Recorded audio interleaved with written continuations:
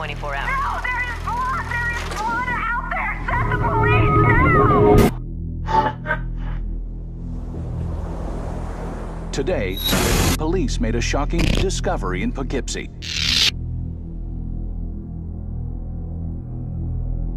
A third body was found here today. A Poughkeepsie couple vanished over the weekend, seemingly without a trace. You did pick some people from Channel 5, and I did not get that invite. What the hell happened? Hey, next one, Poughkeepsie Tapes too. Yeah, exactly. You'll be the first one to call. The one where the red-haired husky guy gets killed, and raped, and all that. That's how we roll. Yeah, we're gonna really bring the news into the whole area. And real quick, because I know it's complicated, but will we ever get a chance to see the Poughkeepsie Tapes? I hope so. It's still stuck at MGM at the moment, but and it's been years. It's been 7 years, yeah. 8 almost. 8 almost. Yeah. It's just by nature going to be a throwback movie now. I know. A period piece. I know. I know. I guess it was already sort of a period. It was set in the '90s, so it was already sort of a period piece. But now it's going to feel like like watching a Seinfeld episode or something. Yeah, No Escape will be our 4th movie released since Poughkeepsie Tapes, without Poughkeepsie Tapes being released. It's very well, you know, Abbey Road came on before Let It Be, so yeah, there's precedent. Yeah, but they were like 10 months apart or something. And that, it was kind of like a groundbreaker, not to dwell on the Poughkeepsie Tapes, with the found footage idea, right? And then all the kids started doing it. It's true. It's true. It was, but at the same time, it gave us a career. You know, the reviews on it were good, and we got from festivals, so audiences saw it. Yeah. So some audiences saw it, and people really liked it, and then we got a meeting for the film Quarantine, and got to go in and pitch for a real studio movie, and we were up against some much bigger directors than us, but we were like, we can help prepare them, And so the two of us just worked around the clock, and we showed up like ready to make the movie. Did you make Spielberg cry? Not yet. Anecdotally, of people that have seen Poughkeepsie Tapes, pirated copies that were very deeply disturbed, people that were some of our heroes, and so. But yeah, that movie did everything we needed it to do for us. I mean, we kept a Tribeca, we got Quarantine, we got an agent at CAA, and we sold the movie. That made the investors money. So we thought, if it doesn't ever get released, it did what it needed to do. So, flash way back, you grew up, what part of town? St. Paul, Highland Park. And when you were teenagers, was it focused then? Hollywood, we're going to do this. No, not totally. Not totally. No, not totally. Not totally. Yeah, we talked a lot about writing and about being in business together, and yeah. And I knew I started writing really young, like 14, and we went to military school, and so something like writing poetry and stuff wasn't super cool.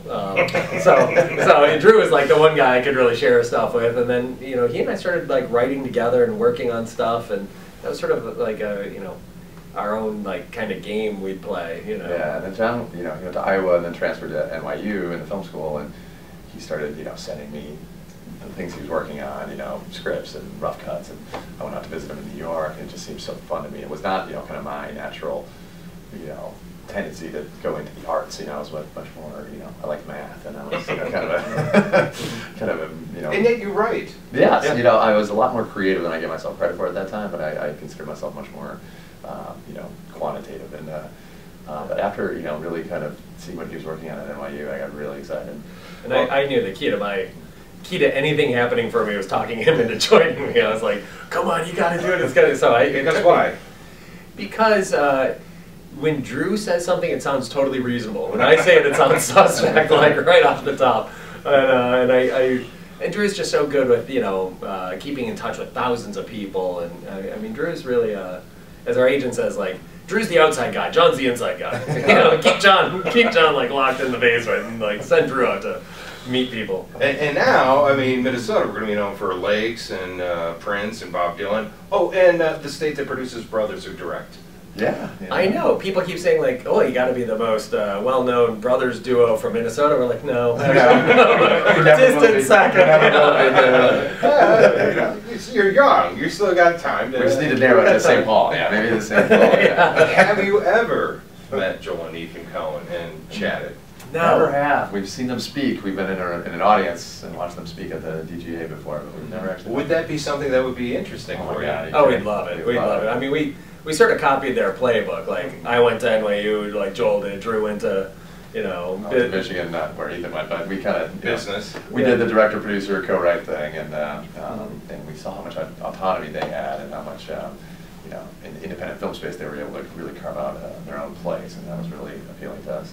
Now they do kind of co-direct. They not do, yeah. officially. Do you as well? Yeah, Step in? we do. Yeah, there's a blurry line, Yeah.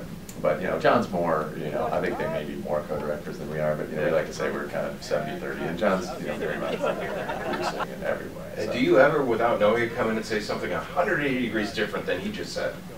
In this scene, you should be crying. He just said I should be laughing. Not publicly. We're good at not contradicting each other to others. We have a very pretty fluid system. Like between takes, we discuss everything. He'll talk to the actors, I'll talk to the studio or whatever, the financiers, whoever else may be there, and then we meet back in the monitor. So we usually have a pretty united front. Yeah. When you were growing up, did you go to the James Bond movies and see Pierce Brosnan? Oh yeah. We watched. I think I've seen every Remington Steele episode.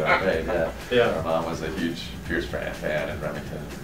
So there had to be surreal moments. You're like, yes. Yeah, the first time meeting Pierce, it's like you can't sit in the room with Pierce and like not be like, that's Pierce Brosnan. I mean, it's hard not to be that guy at the same time. We try to not be too starstruck and try to be professional, but Pierce is kind of he's on another level. You should see when he comes to Thailand too. The Thai didn't really know Owen that well. You had to kind of give a few credits. And, that guy with the blonde hair. But yeah, Pierce Brosnan, he showed up. It's like Beatlemania, It's just people are crazy. Yeah. And he seems to be embracing becoming a character, kind of like Sean Connery. Became more of a character actor. Pierce is, because if he wanted to, I think, for the movie, he could have said, no, I need the tan makeup, I need to be shaven, I need to dye my hair, and he would still look amazing, right? Yeah. He would. I mean, he looks amazing no matter what he does. And, we played him. He showed a few cracks, though, in this one. Yeah. Little crinkles. Yeah. He was, appreciated that. He was very open to it, which was very helpful, because you're right. He didn't have to be that way. He's still an incredibly handsome guy, so he could still be, very Bond-esque for him. And I'm not going to give too much away, but very intense movie. I'm a parent, so I was able to, whenever I see a movie and there's kids in the movie, I'm like, that's my child. Now I'm anxiety and all that. What would I do? But he does allow for those Pierce Brosnan, of all people, the comic relief moments. Yeah. As opposed to Owen Wilson. Yeah, we like to joke that we cast Owen to play Pierce's role and Pierce to play Owen's role. And it's true, Owen does, the dramatic heavy lifting, and Pierce provides more comic relief, and then gets to be a badass too. Yeah, totally, yeah. He hasn't lost his bond still. No, they're both, incredibly funny actors, and Pierce has been very, very funny in things in the past, so. And Lake as well, we had three very smart, funny actors, which is so fun. Were you like, Lake? We have lakes. 10,000 You're lakes. hired. Does Owen have children?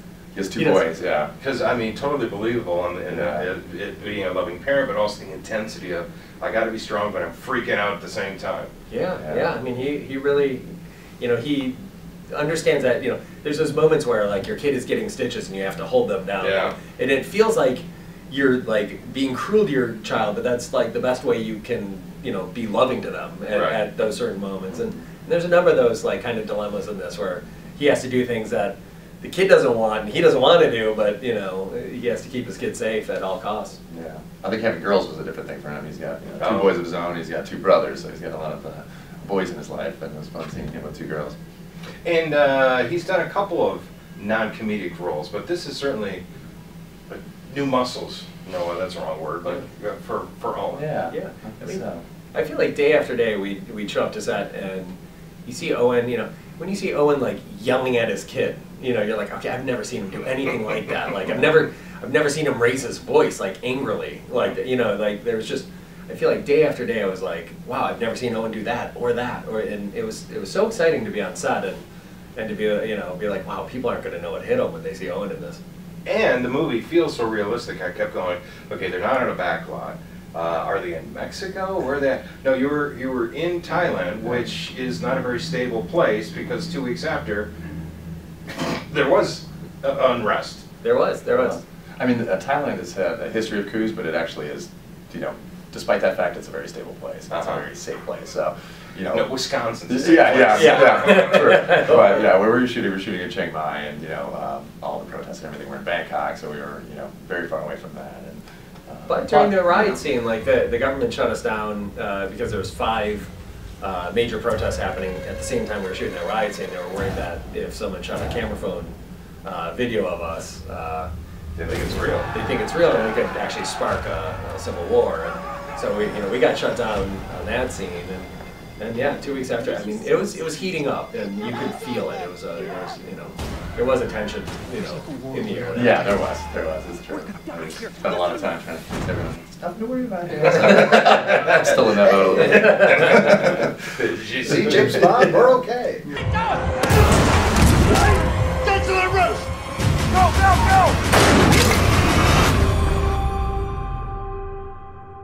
We're gonna get through this, okay?